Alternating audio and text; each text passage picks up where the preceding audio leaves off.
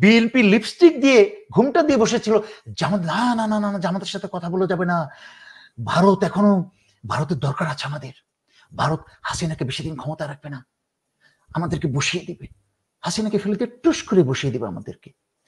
এসব নট্টাঙ্কি না করতো বিএনপি, তাহলে বহু বছর মানুষ মাথায় তুলে আন্দোলন করে ক্ষমতায় বসে যেত বিএনপি।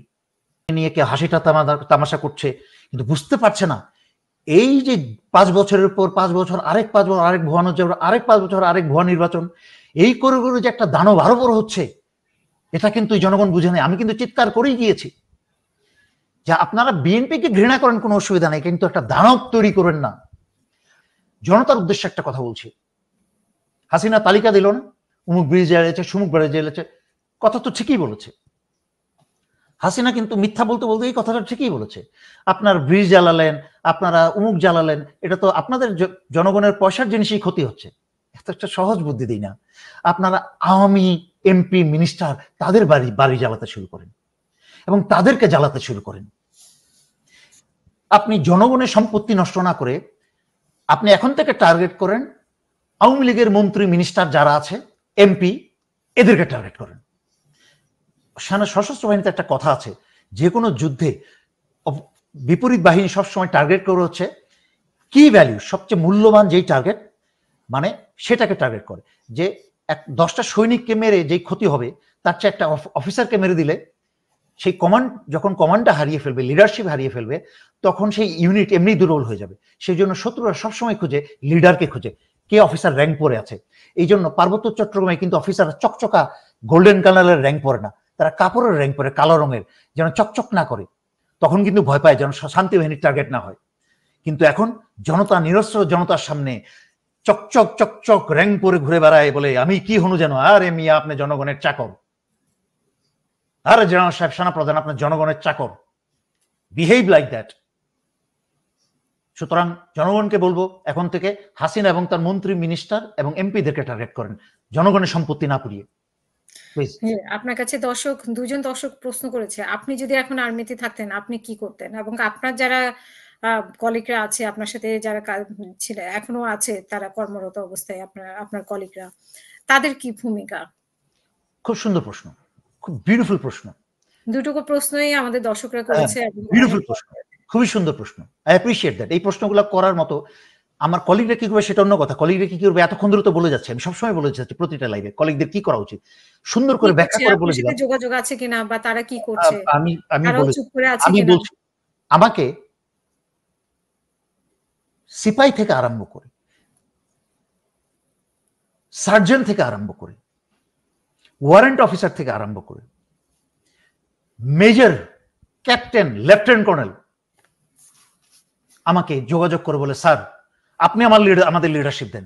আমি বললাম ইমোশনাল হইও না, থামো, ইমোশনাল থামো, যেখানে আসো কাজ করতে থাকো, উল্টাপাল্টা কাজ করে যদি চাকরি হারো তাহলে কিন্তু কোনো কাজে আসবে না। শুনতে থাকো, আস্তে আস্তে প্রস্তুত হও। সেই সময়ের জন্য এই সময় কিন্তু চলে আসছে এখন, যেই সময়ের জন্য আমি সেনাবাহিনীর সকল দেশপ্রেমিক সদস্যকে গত 4 বছর ধরে বলে আসছি, প্রস্তুত হতে। একজন মাথা চারা দিয়ে নিজের চাকরি হারিয়ে লাভ হবে না, কিন্তু সামগ্রিকভাবে, সমষ্টিগতভাবে পদক্ষেপ নেওয়ার সময় এখন।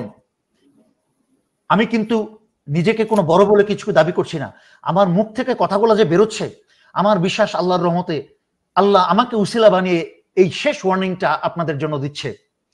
জনগণকে, দেশকে, সবাইকে বাঁচানোর শেষ সুযোগ আমার মাধ্যমে হয়তোবা আল্লাহ আপনাদেরকে উসিলা হিসেবে পৌঁছাচ্ছেন। যে ইমানের দায়িত্বটা পালন করেন, চিন্তা করে দেখেন তো, একটু চিন্তা করে দেখেন, যারা সেনাবাহিনীতে দাঁড়িয়ে রাখেন বা না রাখেন, যারা 5 ওয়াক্ত নামাজ পড়েন, এমনকি 2 ওয়াক্ত নামাজ পড়েন, এমনকি সপ্তাহে 1 দিন নামাজ পড়েন, জুম্মার নামাজ পড়তে যান, চিন্তা করে দেখেন তো একটু। আজকে যদি এটা আমাদের প্রিয় নবী হযরত মুহাম্মদ সাল্লাল্লাহু আলাইহি সাল্লামের সময় হতো এরকম ঘটনা, আমাদের নবীজি কি ঘরের মাঝখানে বসে থাকতেন? বসে থাকতেন না, উনি অস্ত্র নিয়ে সম্মুখ সারিতে যুদ্ধ করেছেন, ঘরের মাঝখানে বসে দোয়া করেন নাই। উনার দোয়ার আগে কার দোয়া কবুল হবে? কিন্তু তারপরে উনি সামনে গিয়ে যুদ্ধ করেছেন। সুতরাং আপনাদেরকে বলছি, শেষ সময়, এতদিন বলছি প্রস্তুত হতে, এখন বলছি যেই জেনারেল বা অফিসার নেতৃত্ব দিতে পারবে, প্রয়োজনের তাগিদে নেতৃত্বের তৈরি হয়। জিয়াউর রহমান একটা প্রসেসের মাধ্যমে অফিসার হয়েছেন, আর অফিসারদেরকে নেতৃত্বের গুণাবলী শেখানো হয়। আমাদের পুরো ট্রেনিংটার সময় এবং পুরো চাকরির সময় কিন্তু লিডারশিপ কোয়ালিটি, লিডারশিপের উপর অনেক পড়াশোনা এবং ট্রেনিং দেওয়া হয়। সেই জন্য সেনাবাহিনীর অফিসাররা কিন্তু অ্যাডমিনিস্ট্রেশনের সব জায়গায় সবচেয়ে ভালো, বেশিরভাগ অফিসারই, সবাই না হলেও। বাট জিয়াউর রহমান কিন্তু, শহীদ জিয়াউর রহমান ওই লিডারশিপই শুধু না, 65 ওয়ারে পরবর্তী 75 ওয়ারে ওনার লিডারশিপ ট্রেনিংটা সেই কাজে এসেছে। জিয়াউর রহমান কিন্তু যে কালুরঘাটে ভাষণ দিয়ে বসেছেন যে স্বাধীনতার ঘোষক, ঠিক আছে, স্বাধীনতার ঘোষক জিয়াউর রহমান কিন্তু একটা প্রয়োজনের তাগিদে জিয়াউর রহমান কিন্তু নেতৃত্বটা বেরিয়ে এসেছে।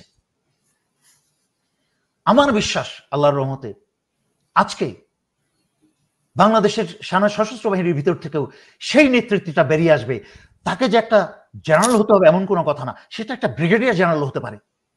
বাংলাদেশের ইতিহাস পাল্টে দিবে একজন ইমানদার একটা ব্রিগেডিয়ার জেনারেল, অথবা একটা জেনারেল, এমনকি একটা লেফটেন্যান্ট কর্নেল, এমনকি একটা মেজর যে নামবে, বাকির সাথে মেজর জেনারেলরা অনুসরণ করবে তাকে, তখন তারাও সামনে এগিয়ে আসবে। আচ্ছা, দ্বিতীয় প্রশ্নের জবাব, প্রথম বলে দিলাম আর্মির কি করণীয়। দ্বিতীয় প্রশ্নের জবাব, আমি হলে কি করতাম। সেনাবাহিনীতে সাধারণত দুই টাইপের অফিসার টিকতে পারে না, বেশি দিন থাকতে পারে না। একটা হচ্ছে মেরিট যাদের খুব ভালো, যারা ব্রিলিয়ান্ট, খুবই বেশি ব্রিলিয়ান্ট হয়, আরেকটা হচ্ছে যারা বেশি সাহসী হয়। এই দুই টাইপের অফিসাররা বেশি দিন সেনাবাহিনীতে টিকতে পারে না। আমি তো আল্লাহর রহমতে সম্মানের সাথে স্বেচ্ছায় অবসর নিয়ে বেরিয়ে চলে আসছে। আমার এই যে যারা বেশি জুনিয়র আমাকে চিনে না, কিন্তু আমার সমসাময়িক অফিসাররা সবাই আমাকে জানে যে আলহামদুলিল্লাহ আর্মিতে আমি প্রতিটা কোর্সে কি ধরনের ভালো রেজাল্ট করেছি, কি ধরনের অফিসার ছিলাম, আলহামদুলিল্লাহ সবাই জানে। প্রাক্তন অনেক সেনাপ্রধান, জেনারেল ইকবাল করিম ভুইয়া থেকে জেনারেল নুরুদ্দিন থেকে আরম্ভ করে সকল সেনাপ্রধান পর্যন্ত ওনারা আমাকে জানেন, ব্যক্তিগতভাবে চিনেন এবং জানেন। যাই হোক, কথা হচ্ছে যে আমি মনে হয় এই সশস্ত্র বাহিনীতে আমি টিকতে পারতাম না। বিডিআর এর ঘটনায় যদি আমি থাকতাম, আল্লাহ মৃত্যু নির্ধারণ রেখেছে, মারা গেছে, বাট অ্যাটলিস্ট যুদ্ধ করে মরতাম। যেই সৈনিকরা অস্ত্র নিয়ে ঢুকেছিল, একদিন থাবা দিয়ে একটা 2-4টা ওই বিডিআর এর হত্যাকারী যারা ঢুকেছিল, থাবা দিয়ে অস্ত্র নিয়ে কিন্তু বেরিয়ে যেতাম, গুলি করতে করতে গুলি খেতাম, ফাইট করে মরতাম। তারপরে যদি সশস্ত্র বাহিনীতে থাকতাম বর্তমান অবস্থায়, বহু আগেই, এই 15 বছরের বহু আগেই কিন্তু আমি কু করে ফেলতাম, বহু আগেই কু করে ফেলতাম।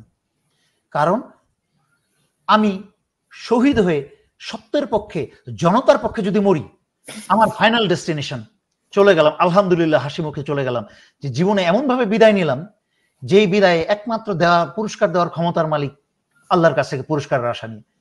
আমি যদি এখন থেকে যদি আরো, আমি তো বেশি দিন বাঁচার মতো কোনোদিন আশা নিয়ে থাকি না, এই জন্য আমি ডাক্তারের পিছনে দৌড়াই না। আমি ডাক্তারের পিছনে দৌড়াই না, আমি ডাক্তারকে মানুষ, ধন্যবাদ ডাক্তার সাহেব আমার বাঁচাইলেন, থ্যাংক ইউ, আমার জীবনটা বাঁচাইলেন, ওই টাইপের দুর্বল ইমানের লোক আমি না। এই জন্য আমি ডাক্তারের কাছেই যাই না, যখন আল্লাহ মুখ দিবে তখন মরে যাব। সুতরাং আমার কথা হচ্ছে, আমি সশস্ত্র বাহিনীতে থাকলে এতদিনে একটা ডেয়ার ডেভিল কিছু করে ফেলতাম। আমার সাথে সেই সব সৈনিক এবং অফিসাররা থাকতো যে তাদেরকে নিয়ে নামেন না একজন। দেখেন আল্লাহর রহমতে, আল্লাহর নামে আমি ওয়াদা করে বলছি, একজন সাহসী নেমে যান, এইবার আর কেউ বাধা দিবে না। যারা হাসিনার হারাম খেয়ে, যারা হাসিনার বন্দেগী করেছে এতদিন, তারাও কিন্তু আপনার পিছনে অনুসারী হয়ে নেমে যাবে নিজের যান বাঁচানোর জন্য। সিপাহী জনতার বিদ্রোহের সময় এখন। আমি আবারও বলছি, স্টেট অফ ইমার্জেন্সি জরুরি অবস্থা জারি করুন, 24 ঘন্টার মধ্যে করুন, তার চেয়ে পারলে তার চেয়ে আগে করুন, 12 ঘন্টার মধ্যে করুন। বাংলাদেশের অনেকগুলা নিষ্পাপ শিশুকে হত্যা করবে, আর এই হত্যার দায় দায়িত্ব সশস্ত্র বাহিনীর সেনাপ্রধান থেকে আরম্ভ করে সিনিয়র অফিসার সবাইকে নিতে হবে।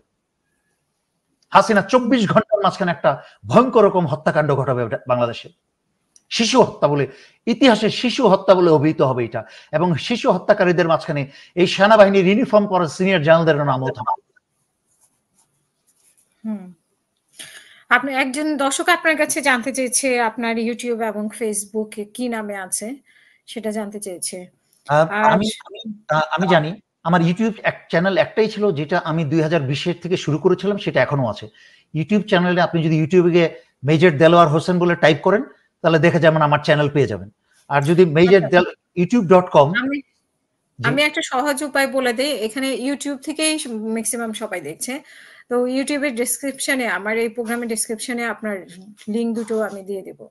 Thank you. আর ফেসবুকে ফেসবুক তো সরকার আমার খুব জনপ্রিয় ফেসবুকগুলো নষ্ট করে দিয়েছে হাসিনা। আর বাকি আমার যেটা নিজেরটাও নষ্ট। আমার নিজের ফেসবুকও আমার সেটাই।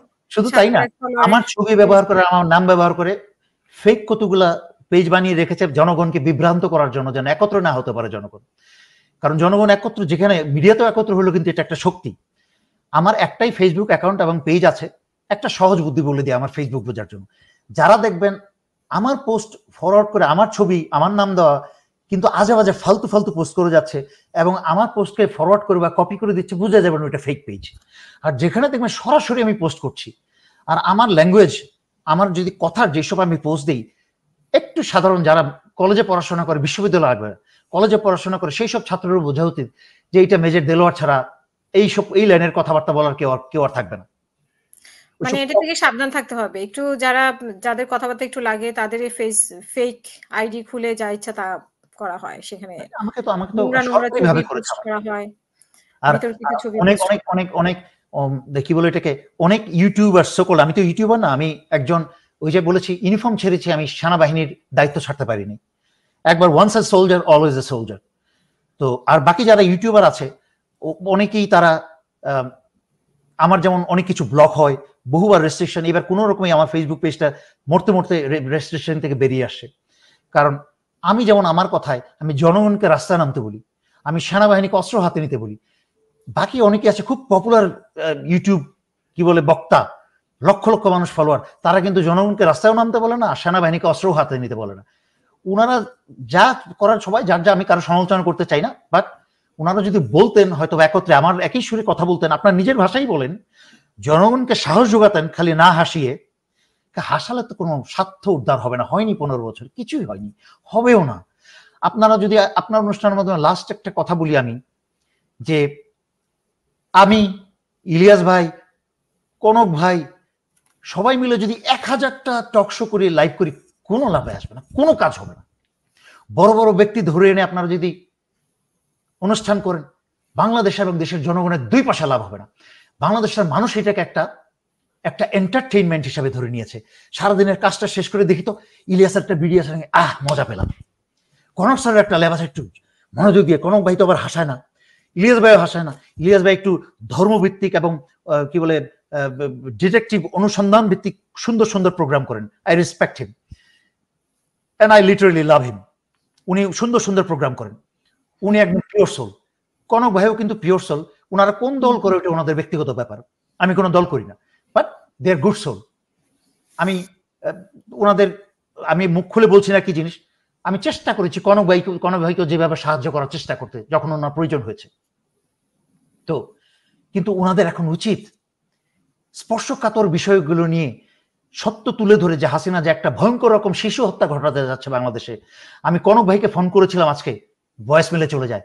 আমি ইলিয়াস ভাইকে ফোন করেছিলাম, আমি তো কোনোদিন নিজের জন্য ফোন করি না, মাঝে মাঝে একবার দুইবার ফোন করি ওনাদের শরীরের খবর নিতে। ইলিয়াস ভাইকে যখন ওই আরেক ফাউল লোক ওনাকে অত্যাচার করছিল, মিথ্যা মামলা টামলা করেছিল, এখন কি বলবো, বাংলাদেশের আপনারা ফাউল লোক, এই বাংলাদেশের জাতিটার অবস্থা আজকে 15 বছর এমনি হয়নি। ফাউল আজেবাজে লোকের 1 লক্ষ অনুসারী হয়ে বসে থাকে। এই জন্যই তো আজকে আপনাদের এই অবস্থা, করুণ অবস্থা। আপনারা মানুষ চেনেন না, এই জন্য দুশ্চরিত্রবান ব্যক্তিগুলো আপনাদেরকে শাসন করে। যেই যায় আপনি তার পিছনে লাইন ধরে শুরু করেন। আরে হাসাচ্ছে, হাসছেন, মজা পেয়ে গেছেন। আপনি ইলিয়াস ভাইয়ের প্রোগ্রামগুলো ফলো করেন, হি ইজ জেনুইন, ওনার ভিতরে সামান্যতম বাটপারি নেই, 2 নম্বরই নেই। কনক ভাইয়ের কথাগুলো জেনুইন। আর বাকি আমি কারো কিছু বলতে পারলাম না, আই এম সরি, আর কাউকে সার্টিফাই করতে পারলাম না আমি। কারণ ওনাদের সাথে আমার মাঝে মাঝে যখন বিপদ হয়, আমি শত্রুর খোঁজ নিই। ইলিয়াস ভাইয়ের ওই ঘটনার সময় আমি ফোন করে খোঁজ নেওয়ার চেষ্টা করেছি। যখন শুনেছি ইলিয়াস ভাইয়ের শরীর খারাপ বা কনক ভাইয়ের শরীর খারাপ, ফোন করে খবর নেওয়ার চেষ্টা করি। কোনোদিন বলি নেই ফোন করে যে আপনি এইভাবে এই লাইভটা করেন, বাট আমি আজকে চেষ্টা করেছি বলতে যে প্লিজ আপনারা শিশু হত্যা থেকে দেশকে বাঁচান। সবাই এক সুরে এক লাইনে এক কথা বলেন, আলাদা আলাদা প্রোগ্রাম না করে। আপনি আলাদা খুব একটা শক্তিশালী না, আমি আলাদা খুব একটা শক্তি, আমরা সবাই মিলে, আমি আপনার প্রোগ্রামে কেন আসছি, আমি মিলে আমি আরেকটু বেশি শক্তিশালী, আপনি আরেকটু বেশি শক্তিশালী। একতাই আমরা শক্তিশালী। বাঙালি জাতির চরিত্রটাই হচ্ছে সমস্যা, একতা হতে পারে না। এই 15 বছর যদি বিএনপি লাজুক না হতো, ঘাড়ে ঘুমটা দিয়ে জামাতের সাথে কথা বলবো না, বিএনপি লিপস্টিক দিয়ে ঘুমটা দিয়ে বসেছিল জামাত, না না না না জামাতের সাথে কথা বলা যাবে না, ভারত এখনো, ভারতের দরকার আছে আমাদের, ভারত হাসিনাকে বেশি দিন ক্ষমতা রাখবে না, আমাদেরকে বসিয়ে দিবে, হাসিনাকে ফেলে দিয়ে টুস করে বসিয়ে দিবে আমাদেরকে। এসব নট্টাঙ্কি না করতো বিএনপি, তাহলে বহু বছর মানুষ মাথায় তুলে আন্দোলন করে ক্ষমতায় বসে যেত বিএনপি। বিএনপি না আছে নেতৃত্ব, না আছে কোনো মাথায় বুদ্ধি, না আছে কোনো ইমানদার, কোনো মানে কোনো ইমান ভিতরে, ঠিক নাই। আরে আমি যদি নেতা হই, বিএনপি লিডার, দর্শক যে একজন প্রশ্ন করেছে সুন্দর এইটুকু শেষ করে দিই আমি যদি বিএনপি লিডার হতাম, আমি তাহলে আমার দলে, আমার আন্ডার কমান্ডে যেসব নেতা আছে তাদেরকে আমি চিনতাম, কে বেঈমান, কে মির্জাফর, কে পয়সা খায়, কে খায় না। আমি যদি না চিনি, না জানি, তার মানে আমার কোনো যোগ্যতাই নেই। প্লিজ এখন বলেন। একজন দর্শক প্রশ্ন করেছে, শেখ হাসিনার এত সাহস যে ইন্টারনেট বন্ধ করে অনেক নেতা কর্মীদেরকে গ্রেফতার, গুম, গণহত্যা করছে, জঙ্গি বাহিনী বাংলাদেশে আনছে গণহত্যা করার জন্য, তাই বাংলাদেশে খুব সতর্ক অবস্থা থেকে শত্রু মোকাবেলা করতে হবে। টু বি অনেস্ট, মানে ঠিকই বলেছে যে ইন্টারনেট বন্ধ করে এইভাবে মানে গ্রেফতার অভিযান, খুন, এভাবে মারপিট, এভাবে লাঞ্ছনা গঞ্জনা করার, আসলে আমার মনে হয় না এই ধরনের কাজ কোন দেশের প্রধানমন্ত্রী বা রাষ্ট্রপ্রধান। এই ধরনের কাজ যেই যুগে হয়েছে, সেই যুগে ইন্টারনেট ছিল না। এখনো যে হচ্ছে না তা না, এখনো এই যুগেও কিন্তু হচ্ছে। প্যালেস্টাইনের সকল নেটওয়ার্ক, মোবাইল নেটওয়ার্ক কেটে দিয়ে, সমস্ত ইলেকট্রিসিটি বন্ধ করে দিয়ে কিন্তু ইসরায়েলিরা প্যালেস্টাইনিদেরকে হত্যা করেছে এবং করছে। হাসিনা কিন্তু সেই ফর্মুলাই অনুসরণ করছে, বিদ্যুৎ বন্ধ করে, ইন্টারনেট বন্ধ করে দিয়ে এটা করবে। যুগে যুগে কিয়ামতের আগে বর্বরতা বাড়তেই থাকবে। কিন্তু একটা জিনিস মনে রাখতে হবে, যত বেশি বর্বরতা বাড়বে, তত বেশি বীর পয়দা হবে বিভিন্ন জায়গায়। আজকে হাসিনা ইন্টারনেট বন্ধ করার, ইলেকট্রিসিটি বন্ধ করার, ঘরে ঘরে গিয়ে গ্রেফতার করার করবে, এটাই তো স্বাভাবিক। আপনাদের কাছে কেন অস্বাভাবিক লাগে? মাঝে মাঝে মনে হয় আপনারা কি মূর্খ নাকি? I am sorry, major Delwar মিষ্টি লাগিয়ে কথা বলতে পারে না, সুগার চিনি দিয়ে কথা বলতে পারে না। মাঝে মাঝে মনে হয়, হতাশ হয়ে যাই, কাদের সাথে কথা বলবো, এত বড় সাহস শেখ হাসিনা এগুলো করছে। আরে আপনারা 15 বছর সাহস দিয়েছেন, 15 বছর যখন বিএনপি আন্দোলন দিতে এই পর্যায়ে এসেছে, এক্স্যাক্টলি 15 বছর জন্য মানে শিক্ষার্থীদের কাছে হেরে গেল আর কি। যখন এই কি বলে এই এসে যখন বিএনপি নেমেছে, তখন বিএনপি যখন আন্দোলনে নেমেছে, তখন কিন্তু দেখা গেছে অন্যরা, জনগণ বসে আছে, বিএনপিকে নিয়ে কে হাসিটা তামাশা করছে, কিন্তু বুঝতে পারছে না এই যে 5 বছরের পর 5 বছর, আরেক 5 বছর আরেক ভুয়া নজর, আরেক 5 বছর আরেক ভুয়া নির্বাচন, এই করে করে যে একটা দানব আরো বড় হচ্ছে, এটা কিন্তু জনগণ বুঝে নেই। আমি কিন্তু চিৎকার করেই গিয়েছি যে আপনারা বিএনপিকে ঘৃণা করেন, কোনো অসুবিধা নেই, কিন্তু একটা দানব তৈরি করেন না। আজকে হাসিনা একটা রাস্তার কুকুর থেকে একটা ফ্র্যাঙ্কেনস্টাইনে পরিণত হয়েছে। এখনো সময় আছে। ফ্র্যাঙ্কেনস্টাইনকে ধ্বংস করা সহজ। হাসিনা আপনাদের ইন্টারনেট এবং বিদ্যুৎ কাটছে, আপনারা ফ্র্যাঙ্কেনস্টাইনের artificial heart, artificial hand police, artificial leg Chhatra League, artificial brain তাদের যে উপদেষ্টা কুবুদ্ধিজীবী আছে, আর্টিফিশিয়াল হার্ট হাসিনা নিজে, এই সব জায়গায় আঘাত করতে শুরু করেন, দেখবেন ফ্র্যাঙ্কেনস্টাইন আস্তে করে হাত বন্ধ হয়ে গেছে, ফ্র্যাঙ্কেনস্টাইনের পা বন্ধ হয়ে গেছে, চলতে পারছে না, ফ্র্যাঙ্কেনস্টাইনের মাথা কাজ করছে না, কারণ তাদের বুদ্ধি দেওয়া ওইসব বদমাইশগুলোকে আপনারা সাইজ করে দিয়েছেন। তারপরে আস্তে করে ফ্র্যাঙ্কেনস্টাইনের যে আর্টিফিশিয়াল বাল্বের হার্টটা চলছে, হার্টটা হাসিনার বন্ধ হয়ে যাবে। It's over, game is over. অনেক ধন্যবাদ। আপনাকে একজন টেক্সট করেছে, ভাই আপনাকে নিয়মিত অনলাইনে প্রোগ্রামে আপনার গুরুত্বপূর্ণ কথা শুনতে চাই, রিয়াদ, সৌদি আরব থেকে। উনি তো প্রতিদিনই দিচ্ছেন মনে হয়, তাই না?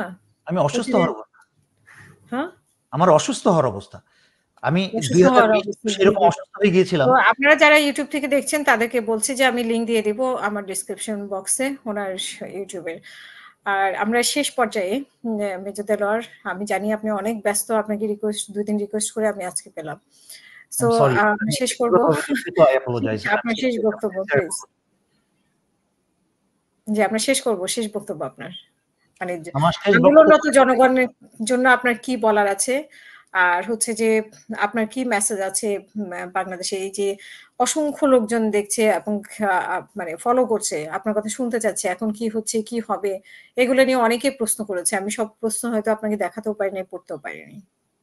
আমি এই আজকের অনুষ্ঠানের জন্য বলতে চাই, আজকে বাংলাদেশের জনগণের কিন্তু হারানোর কিছু নাই।